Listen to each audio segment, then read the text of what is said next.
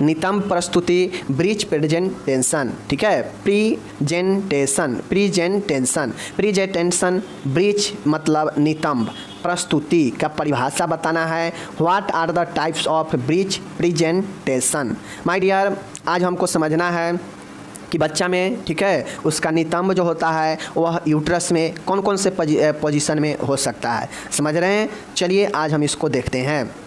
सबसे पहले हमसे पूछा गया है कि ब्रीच प्रेजेंटेशन को बताइए। ब्रीच मतलब नितंब, ठीक है, नितंब, ठीक है, जिसको हम लोग बट्टक भी बोलते हैं, तो शिशु में भ्रूण में इसे ब्रीच बोला जाता है, ठीक है। आगे देखिए, यह एक असमान प्रस्तुति होती है। इसमें शिशु के नितंब गर्भाशय के निचले भाग इंटरनल ओएस पर प्रस्तुत जो है रहते हैं। इस प्रस्तुति के निम्न प्रकार है।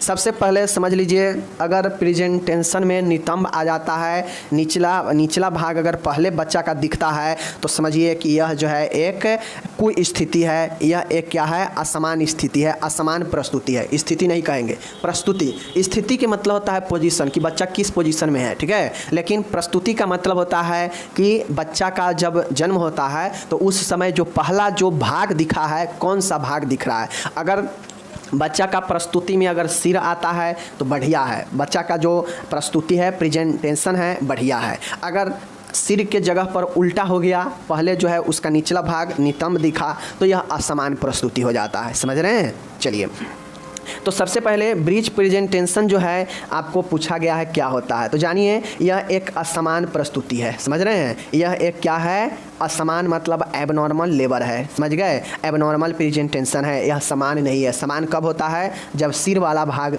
नीचे हो, जो अभी पढ़ाए हैं ओसिपिटो वाला भाग, ठीक है। इसमें शिशु के नितंब यानी बटक गर्भाशय के निचले भाग यानी यूट्रस के जो निचले भाग होते हैं वहाँ पे प्रस्तुत होते हैं, प्रेजेंट होते हैं, और इसी प्रस्तुति को निम्न प्रकार हम लोग कहते हैं। नितंब प्रस्तुति का मतलब ही होता है कि बच्चा का नितंब जो है पहले दिखे, यानी यूट्रस के निचला वाला भाग में जो जहाँ पे सिर होना चाहिए, सिर का भाग, वहाँ पे नितंब का भाग होता है, और यही असमान प्रस्तुति होता है, ठीक है। जो प्रेजेंटेशन सिर का होना चाहिए वह सिर नहीं होकर वहाँ पे नितंब का प्रेजेंट होना यूट्रस के निचले भाग में, इंटरनल ओएस मतलब, इंटरनल ओएस का मतलब ही होता है गर्भाशय के निचला भाग, वहाँ पे अगर बच्चा का नितंब है मौजूद, वहाँ पे प्रेजेंट है, तो यही जो है असमान प्रस्तुति होता है, और इसी को हम लोग ब्रीच प्रेजेंटेशन कहते हैं, समझ रहे हैं। इसके अलग अलग प्रकार है जो आज हम पढ़ाते हैं, आपको देख लीजिए। पहला प्रकार है पूर्ण नितंब प्रस्तुति, कंप्लीट ब्रीच, कंप्लीट ब्रीच। इस प्रकार की अवस्था में शिशु पूर्ण रूप से मुड़ा हुआ रहता है। शिशु के घुटने जो है मुड़े रहते हैं, जांघ जो है पेट के बल लगी होती है, वह पैर तथा दोनों नितंब प्रस्तुति भाग में रहते हैं, ठीक है। यहाँ पे कंप्लीट ब्रीच है, पहले आप फिगर देख लीजिए। कंप्लीट ब्रीच देखिए, कंप्लीट वाला कौन सा है, यही वाला कंप्लीट सा है, ठीक है, यही वाला कंप्लीट सा है, कंप्लीट वाला। अब यह पेल्विस है, हम लोग ऊपर पढ़े हैं कि पेल्विस में ही बच्चा जो है पोजीशन लेता है। अब होता ये है कंप्लीट पूर्ण ब्रीच प्रेजेंटेशन में कि देखिए, सबसे पहले समझिए, ब्रीच प्रेजेंटेशन मतलब एबनॉर्मल प्रेजेंटेशन, असमान प्रस्तुति। समान नहीं है, समान कब होता है, जब बच्चा का सर जो है नीचे की तरफ होता है, तब जो है समान होता है, ठीक है। लेकिन है तो यह गड़बड़ ही पोजीशन, बट इसमें भी अलग अलग होता है। एक कंप्लीट होता है, कंप्लीट का मतलब होता है कि शिशु का जो प्रेजेंटेशन होता है उसमें नितंब और उसके नितंब आते हैं, और जो उसका ठेहुन, जो उसका घुटना होता है, घुटना से पैर जो है मुड़ा हुआ होता है, घुटना से ऊपर यानी जांघ जो है बच्चा के पेट के साथ लगा हुआ होता है, जो कि देख सकते हैं। और जो प्रस्तुति होता है उसमें नितंब के साथ ये पैर जो है आगे वाला आता है पूर्ण रूप से, ठीक है। पूर्ण रूप से इसमें पैर जो है मुड़े हुए होते हैं घुटना से, जहाँ पे जांघ जो है पेट के बल में लगा होता है, और पैर जो है और नितंब जो है वह प्रस्तुति में दिखता है। तो यही हमारा नितंब हो गया, ओके। चलिए, तो ये आप समझ गए कंप्लीट ब्रीच। कंप्लीट ब्रीच में क्या समझे कि यह एक जो है क्या है, इस प्रकार की अवस्था में शिशु पूर्ण रूप से मुड़ा हुआ रहता है, बिल्कुल सही है। शिशु के घुटने मुड़े रहते हैं, बिल्कुल सही है, ठीक है। जांघ जो है पेट के बल लगे होते हैं, बात सही है। पैर तथा दोनों नितंब जो है प्रस्तुति भाग में रहते हैं, कोई दिक्कत नहीं, समझ गए, फिगर दिखा दिए। चलिए, दूसरा है यहाँ पे frank breech position. Frank breech position, यह प्रस्तुति प्रथम गर्भ अवस्था प्रीमिग्रेविडा स्त्रियों में पाई जाती है। फ्रैंक ब्रीच पोजीशन जो होता है वैसे स्त्रियों में पाई जाती है जो प्रथम बार गर्भ के पीरियड में हो, गर्भ अवस्था में हो। ठीक है, यह प्रस्तुति प्रथम गर्भ अवस्था मतलब प्रीमिग्रेविडा, देख लीजिए, प्रथम गर्भ अवस्था वाले स्त्री को प्रीमिग्रेविडा कहते हैं। ठीक है, इसमें यह पाई जाती है। इस प्रस्तुति में शिशु के दोनों नितंब तथा बाह्य जननांग प्रस्तुति भाग रहते हैं। शिशु की जांघ जो है पेट पर सटी रहती है। इसमें होता यह है कि इस प्रस्तुति में शिशु के दोनों नितंब, दोनों बटक तथा बाह्य जननांग मतलब बाहर के जो जननांग है वह जो है प्रस्तुति भाग रहते हैं। मतलब नितंब के साथ बाहरी जननांग भी होते हैं। ठीक है, भाग रहते हैं। शिशु के जांघ पेट पर सटी रहती है। अब फ्रैंक जो है आप लोग फिगर में देख लीजिए, ए है आपका फ्रैंक। ठीक है, ए है आपका फ्रैंक। इसमें होता यह है, देख लीजिए कि बिल्कुल ऊपर तक इसमें कोई जो है यहाँ पे पैर घुटना से मुड़ा हुआ है ना, यहाँ पे घुटना से मुड़ा हुआ नहीं रहता, या यूँ कहा जाए तो कमर से लेकर कमर के नीचे और कमर के ऊपर दोनों आपस में समझिए तो चिपका रहता है। समझ गए? जैसे देख सकते हैं पैर है, पैर जो है शरीर के साइड में चिपका हुआ है और ये पीछे से शरीर है। ठीक है, बाकी बच जाता है इसमें दोनों बटक और जो इसका बाह्य जननांग है वह जननांग जो है इसमें प्रस्तुति में आता है, पैर उड़ नहीं आता। समझ रहे हैं? तो यही फ्रैंक होता है। समझ गए? और यह किस में होता है? प्रीमिग्रेविडा स्त्रियों में ज़्यादा होता है। ठीक है, चलिए समझ गए। अब है फुटलिंग। फुटलिंग यानी पैर नितंब प्रस्तुति। अब आगे देखिए, पैर नितंब प्रस्तुति।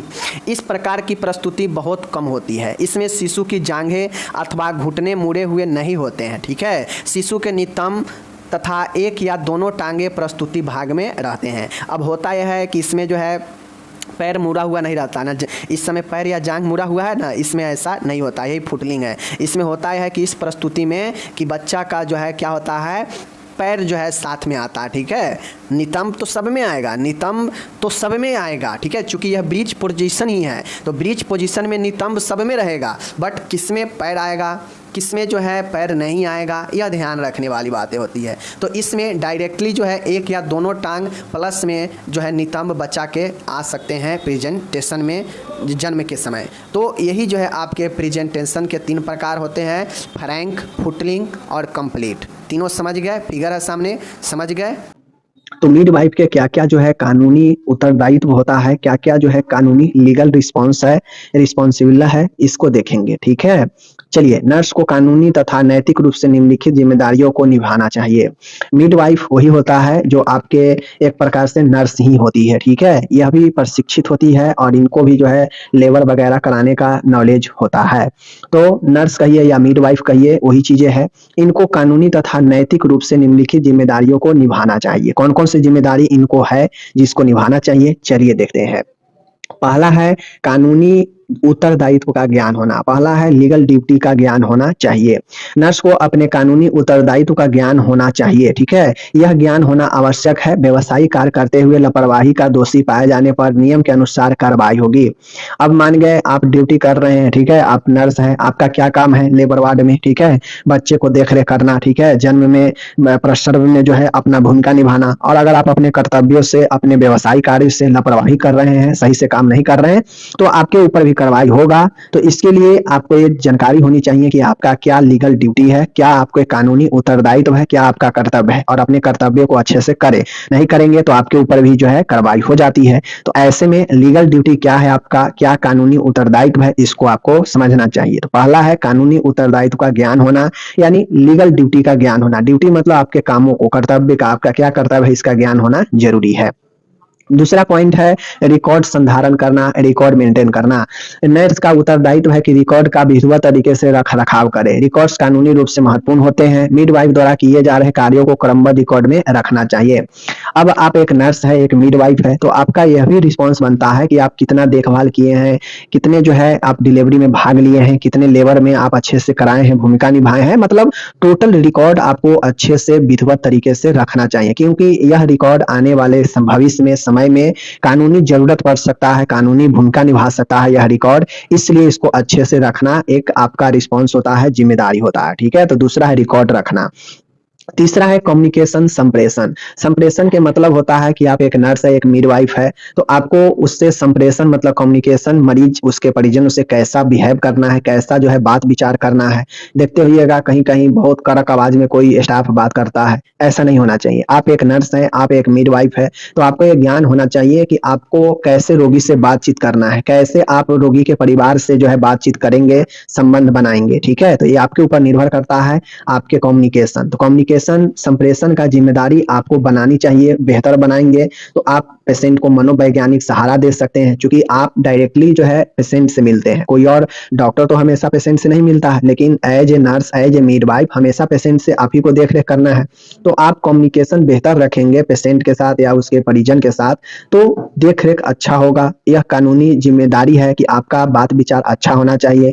रिस्पॉन्सिबल जो है आपका कम्युनिकेशन होनी चाहिए। ठीक है, ताकि कम्युनिकेशन ही व्यवहार को प्रदर्शित करता है। उच्च आवाज में बात करिएगा, झरेट के मतलब झाड़ के अपने पास से दूर भगा दीजिएगा, तो इससे क्या होगा, अविश्वास की भावना क्रिएट होगी मरीज के मन में, उसके परिजन के मन में। वह अपने आप को असुरक्षित महसूस करेगा।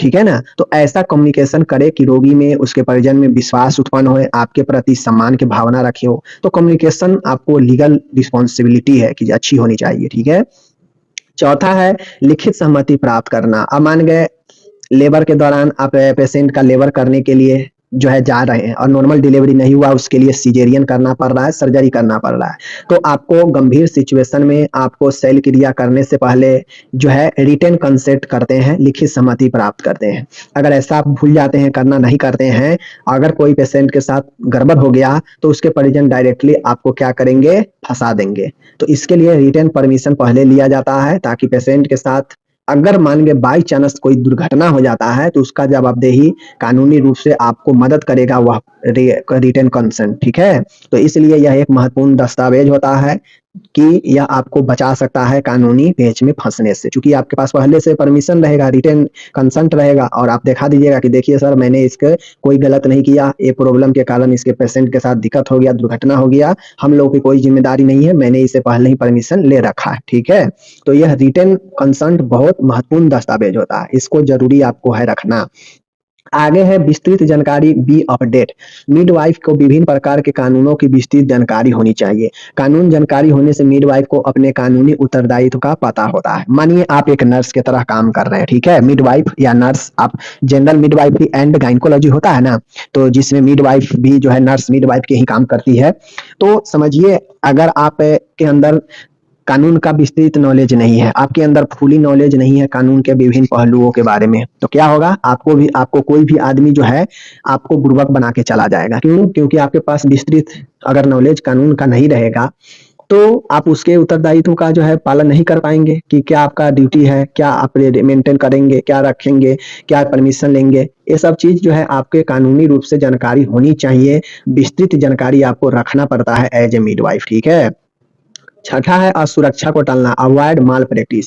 अब ऐसी परिस्थितियां से मिडवाइफ को बचना चाहिए जिससे रोगी को असुरक्षा उत्पन्न हो। यदि किसी प्रक्रिया में मिडवाइफ को कठिनाई उत्पन्न हो तो उसे उस प्रक्रिया को करने में हठ धर्मिता नहीं दिखानी चाहिए। हठ धर्मिता का मतलब होता है कि जबरदस्ती नहीं करनी चाहिए।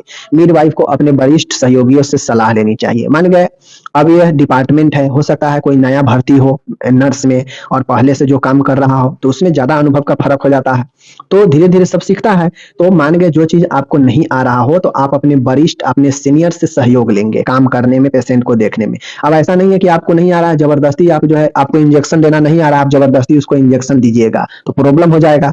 तो आप सहयोग ले सकते हैं किससे, अपने सीनियर से। एक बात को ध्यान में रखना चाहिए, ऐसा काम ना करें कि मरीज को आपसे असुरक्षा उत्पन्न हो जाए आपके करने से। यानी गलत चीजें, माल प्रैक्टिस को अवॉइड करना चाहिए, असुरक्षा को टालना चाहिए फर्स्ट। ठीक है ना, ये चीजें ध्यान में रखना चाहिए, कभी भी हट नहीं करनी चाहिए, जबरदस्ती नहीं करनी चाहिए। सातवां है स्टैंडर्ड केयर, मानक देखभाल। अब कभी भी आपको एक ध्यान में रखना चाहिए कि रोगी के देखभाल को बेहतर स्तर का बनाए रखने के लिए मिडवाइफ को अस्पताल द्वारा निर्धारित मानक देखभाल प्रदान करनी चाहिए, स्टैंडर्ड देखभाल देनी चाहिए। अब माय डियर, कोई भी अस्पताल चाहता है कि मेरे मरीज के साथ कोई दिक्कत ना हो, बेहतर ढंग से देखभाल करें, खासकर सरकारी अस्पताल। सरकारी अस्पताल में जो भी सुविधा होता है देनी चाहिए, जो भी एक मानक तय किया गया है कि इतने मानक तक जो है पेशेंट को इतने स्टैंडर्ड तक देखा जाएगा, तो वो पूरे स्टैंडर्ड अपना उपयोग करना चाहिए मरीज के लिए। चूंकि सरकार व्यवस्था करती है, आपको जॉब पर रखी है, डॉक्टर के रखते हैं, सारे व्यवस्था करते हैं पेशेंट को एक स्टैंडर्ड केयर मिलने के लिए। तो आपको भी एक मानक देखभाल जो है करना चाहिए, जो भी अस्पताल का मानक है उसके अनुरूप देखभाल करनी चाहिए, ठीक है। और यह स्टैंडर्ड केयर करने से बेहतर स्वास्थ्य स्तर बनेगा, ठीक है ना। तो 7वां पॉइंट मानक देखभाल। 8वां है कुछ अन्य कर्तव्य भी हो सकता है एक नर्स का, एक मिडवाइफ का। अन्य कर्तव्य मतलब अन्य ड्यूटी, अन्य लीगल रिस्पॉन्सिबल भी हो सकता है। जैसे मिडवाइफ को रोगी अथवा उसके परिजनों से कोई उपचार स्वीकार नहीं करनी चाहिए। अब आपका ये ध्यान रखना चाहिए कि आप नर्स हैं, आपको सरकार पेमेंट दे रही है, या आप प्राइवेट में काम कर रहे हैं, तो आपको आपका संस्था जो है मंथली दे रही है सैलरी, तो आप अपने मरीज से, उसके परिजनों से कोई उपहार नहीं लेना चाहिए। इस चीज को ध्यान रखना चाहिए, क्योंकि यह एक इलीगल है, उपहार लेना इलीगल है, ठीक है। इसलिए लीगल रिस्पॉन्सिबिलिटी है आपका कि आप किसी से कोई उपहार नहीं लेंगे। मिडवाइफ रोगी को देखभाल किसी अयोग्य व्यक्ति के ऊपर ना छोड़े। अब आप नर्स है, हो सकता है आपको कोई कहे कि हमको प्रैक्टिस सिखा दीजिए, थोड़ा ये बता दीजिए काम करना, तो आपको ये ध्यान रखना है कि आप किसी अयोग्य व्यक्ति जो इस चीज के योग्य नहीं है उसके ऊपर आप नहीं छोड़ सकते हैं काम को, ठीक है। तो इस चीज को ध्यान में रखना चाहिए। आगे है, यदि रोगी या उसके परिजनों को कोई शिकायत है तो उसका निवारण करना चाहिए। मान गए, आपको ये भी चीज का ध्यान में रखना चाहिए कि बहुत सारे हो गया, गंदगी को लेकर हो सकता है, समय पर दवाई देने के लिए हो सकता है, परिजन आपको सुझाव या शिकायत कर सकता है, तो इसका आपको निवारण करना चाहिए, ना कि उसको जो है आप और परेशानी में डालें। मिडवाइफ को चिकित्सक के निर्देशानुसार रोगी को उचित दवाइयां देनी चाहिए। अब देखते होइएगा समय समय पर डॉक्टर आते हैं, विजिट करके चले जाते हैं, लेकिन उसका ट्रीटमेंट, दवाई देने का जो काम होता है नर्स को करना पड़ता है, समय समय पर दवाइयां देना पड़ता है, इसीलिए नर्स को रखा जाता है देखभाल के लिए। रोगी को अस्पताल से डिस्चार्ज देते समय संबंधित रिकॉर्ड तैयार करना चाहिए। अब पेशेंट को डॉक्टर जो है डिस्चार्ज कर दिए, डिस्चार्ज लिख दिए, तो आपको ध्यान देना पड़ेगा, रिकॉर्ड तैयार करना पड़ेगा, डिस्चार्ज लेटर बनाना पड़ता है, इसके लिए रिकॉर्ड तैयार करना पड़ेगा, ठीक है। रोगी के बारे में किसी भी प्रकार का गलत कथन नहीं कहना चाहिए, ठीक है। अब रोगी के बारे में उसके परिजनों को या कोई व्यक्ति को गलत भ्रामक जो है तथ्य नहीं बताना चाहिए, ठीक है, जिससे उसका परिजन और ज्यादा चिंतित हो जाए। तो इन सब चीजों को आपको ध्यान रखना चाहिए एज ए नर्स या एज ए मिडवाइफ, चूंकि यह सब कानूनी उत्तरदायित्व है। एक बार रिपीट कर देते हैं, देख लीजिए। सबसे पहले क्वेश्चन आपसे पूछ सकता है कि मिडवाइफ में नर्स का क्या कानूनी उत्तरदायित्व है, या एक मिडवाइफ के लिए क्या कानूनी उत्तरदायित्व है। तो निम्नलिखित एक नर्स के लिए या एक मिडवाइफ के लिए अनेकों जो है कानूनी और नैतिक रूप से जिम्मेदारियां निभाना पड़ता है। कौन कौन? पहला है, कानून की उत्तरदायित्व का ज्ञान होनी चाहिए, ठीक है। लीगल ड्यूटी का ज्ञान होनी चाहिए एक मिडवाइफ, एक नर्स को, ठीक है। ज्ञान होगा तभी ना वो कर पाएगी कि हमें क्या क्या जो है करना है, क्या नहीं करना है। दूसरा है, रिकॉर्ड मेंटेन करना आना चाहिए, ये रिस्पॉन्सिबिलिटी है उसका। तीसरा है, अच्छी जो है कम्युनिकेशन, संप्रेषण बेहतर होनी चाहिए, ठीक है, संप्रेषण है। चौथा है, लिखित सहमति प्राप्त करना, अगर पेशेंट को सर्जरी होना है तो उससे पहले रिटन कंसल्ट करे, ठीक है। पांचवा है, विस्तृत जानकारी, बी अपडेट, फुली जानकारी होनी चाहिए आपको, कानून के बारे में विस्तृत जानकारी होनी चाहिए, ठीक है। अपने कानूनी उत्तरदायित्व को पता करे, विस्तृत जानकारी होनी चाहिए। छठा है, कोई भी माल प्रैक्टिस को अवॉइड करना चाहिए, ठीक है ना, असुरक्षा को टालना चाहिए, समझ रहे हैं। सातवां है, स्टैंडर्ड केयर प्रदान करना चाहिए, मतलब एक मानक देखभाल जो है देना चाहिए। और कुछ अन्य कर्तव्य भी हो सकता है जो ऊपर आप नहीं लिखे उसको नीचे में लिख देना है, और यह सब कानूनी रिस्पॉन्सिबिलिटी है जो आपको ध्यान में देना पड़ता है, समझ गए। तो ये सब चीजें मैंने यहाँ पे कानूनी रिस्पॉन्सिबिलिटी नर्स के लिए या मिडवाइफ के लिए बता दिए। अब मेरा आज का एक अगला क्वेश्चन है, और यह भी क्वेश्चन बहुत ज्यादा इंपॉर्टेंट है। प्रश्न क्या है आपके सामने में है, देखिए यहाँ पे। अब यह प्रश्न भी शॉर्ट क्वेश्चन के लिए बहुत बहुत महत्वपूर्ण है। पूछेगा पीएनडीटी एक्ट के बारे में बताएं। पीएनडीटी एक्ट होता क्या है, इसके बारे में बताना है, ठीक है।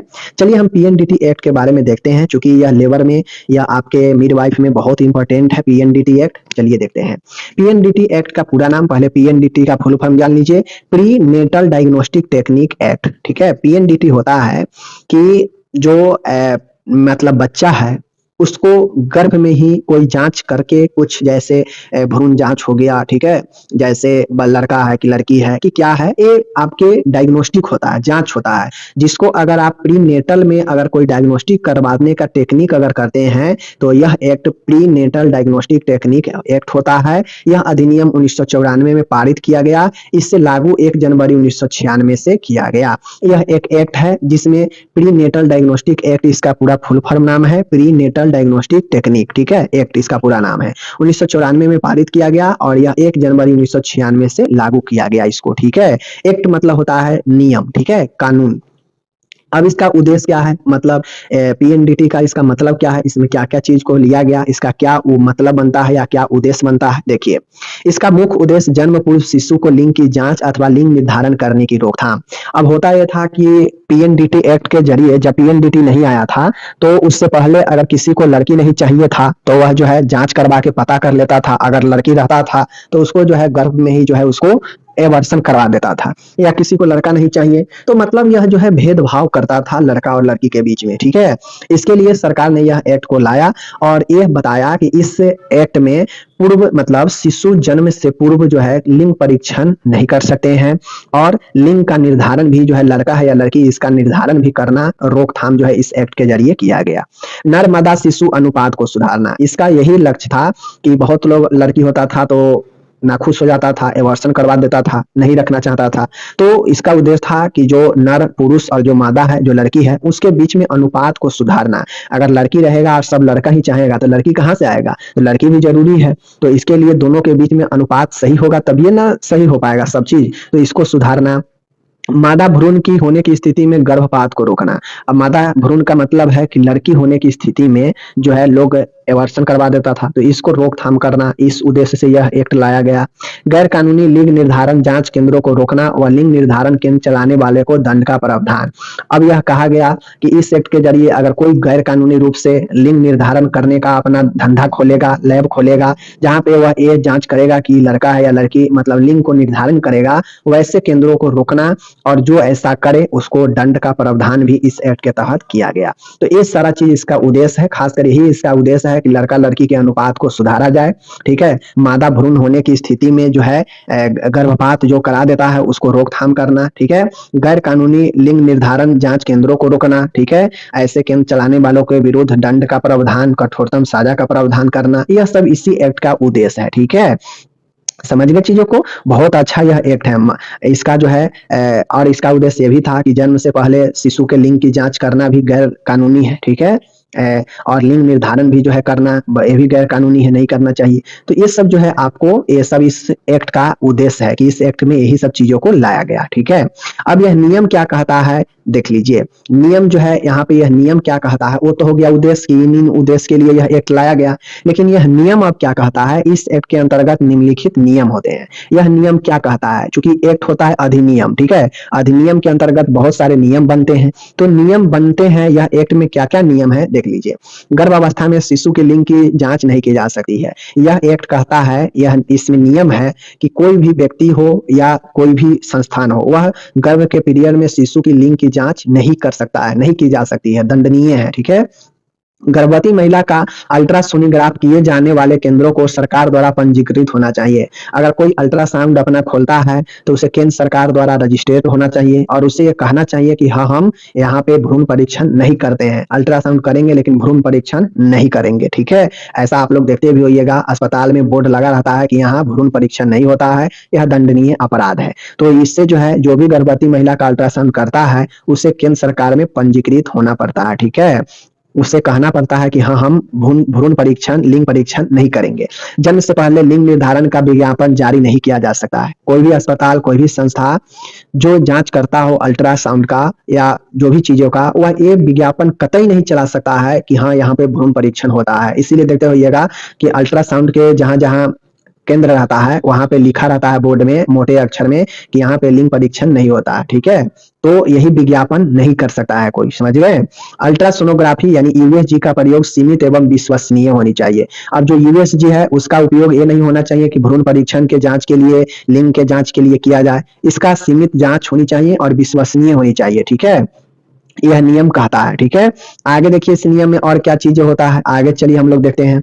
आगे होता है कि यूएसजी का उपयोग विशेष परिस्थितियों में पंजीकृत रेडियोलॉजिस्ट अथवा सोनोलॉजिस्ट अथवा गायनकोलॉजिस्ट द्वारा ही किया जा सकता है। मान गए कभी कभी होता है कि लिंग जानने के लिए नहीं, स्थिति जानने के लिए, भ्रूण किस स्थिति में है, सही है गड़बड़ है, जब फीमेल को प्रॉब्लम होने लगे तो अल्ट्रासाउंड उस स्थिति में कराना पड़ता है। तो उसके लिए पंजीकृत रेडियोलॉजिस्ट होते हैं, सोनोलॉजिस्ट होते हैं या गायनकोलॉजिस्ट होते हैं, इन्हीं के द्वारा कराना चाहिए। ठीक है, तो यह सब नियम में कहा गया है और यह नियम ओवरऑल यही कहा जाए तो यह जो है काबू पाने के लिए किया गया कि भ्रूण परीक्षण, लिंग परीक्षण न हो जन्म से पहले। ठीक है, इसीलिए यह जो है कानून आया खासकर, क्योंकि अगर लोग पता कर लेता था तो लड़की को नहीं होने देता था। ठीक है, या नुकसान कर देता था, बहुत सारे कंडीशन होता था जहां पे लड़की और लड़का के बीच भेदभाव होता था, समझ गए, बहुत सारे चीज होता था, लिंग का जो अनुपात है वो गड़बड़ा सकता है। तो इन सब चीजों के लिए यह एक्ट को लाया गया। ठीक है,